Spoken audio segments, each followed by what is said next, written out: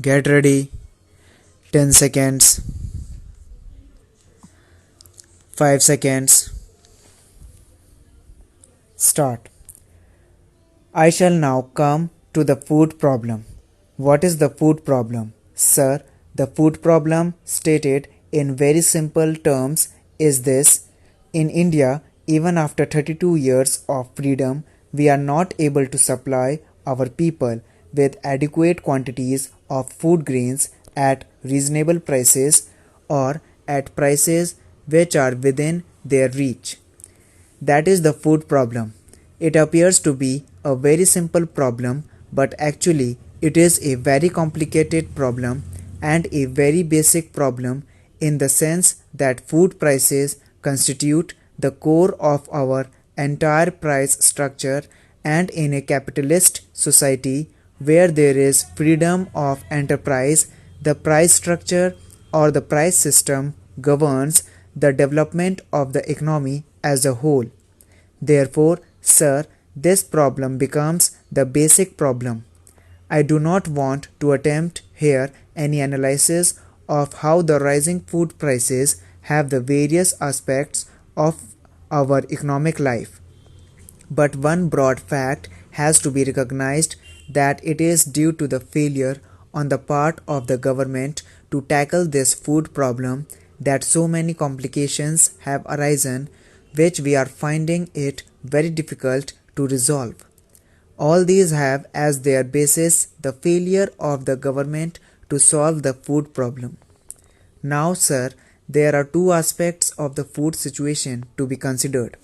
As has been correctly stated by our Honorable Minister of Food and Agriculture, one aspect relates to production and the other aspect relates to distribution or regulation of the resources that are at our disposal.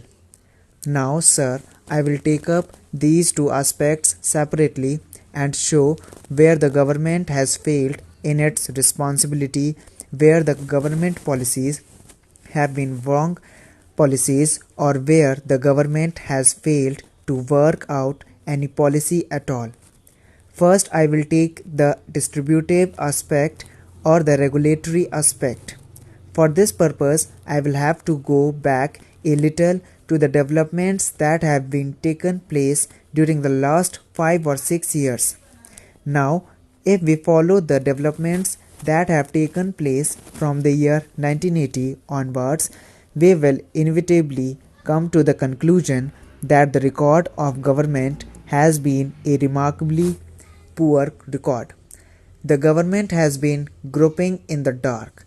It gets happy like a child whenever there is improvement in the food situation and whenever there is more production. Sir, the bumper crop of 1983 was an extraordinary crop. It was not a normal crop. And after that year, the whole process was reversed. I will not go into details because that will take some time.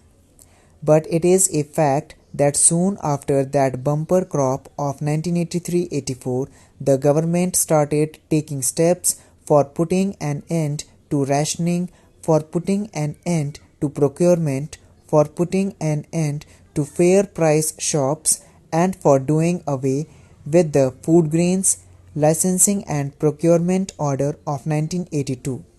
Not only that, sir, the government even allowed certain amount of export of food grains. Exports of food grains were allowed and zonal restrictions were done away with. The result was that free market was restored. It is true, and I recognize that at that particular time, because of the inefficient manner in which the government were running the rationing system, there was a lot of discontent against rationing.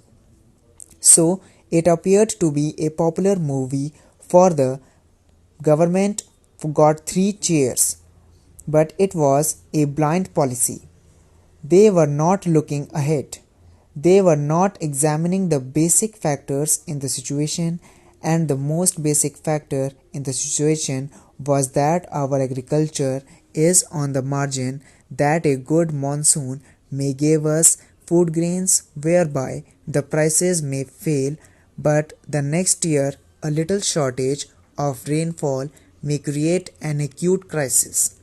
So you have to plan out your whole functioning in a manner that you are prepared for emergencies, that you don't wait to receive shocks. You have to plan and prepare for the rainy day. Ultimately, what happened was that after 1953-54, everything was relaxed and free market was restored, and so it went on. Mr. Vice Chairman, I am glad that the Honorable Food Minister had placed the cards very frankly before us.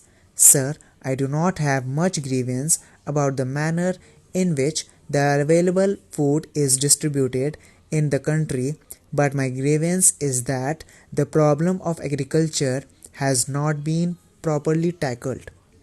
For that, sir, I cannot throw the blame on the Minister of Agriculture.